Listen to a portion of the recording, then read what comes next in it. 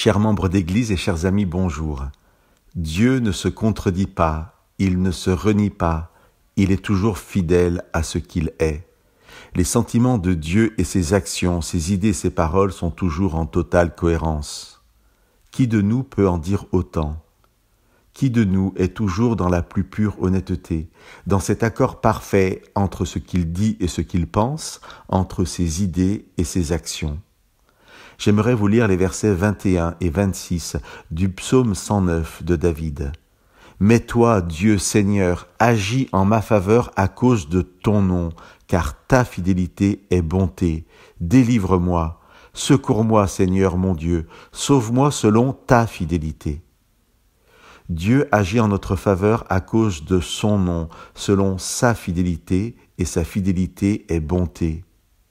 Quelle délivrance que de prendre conscience que le regard, la présence et l'action de Dieu à mon égard ne vient pas de mes mérites, de ce que je suis, mais de ce que Dieu est.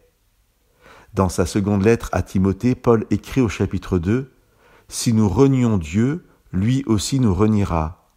Si nous manquons de foi, lui demeure digne de foi, car il ne peut se renier lui-même. » De par sa nature même, Dieu ne nous forcera jamais à l'aimer, à l'accueillir dans nos vies. Il ne forcera pas notre porte d'entrée, mais attendra qu'on lui ouvre.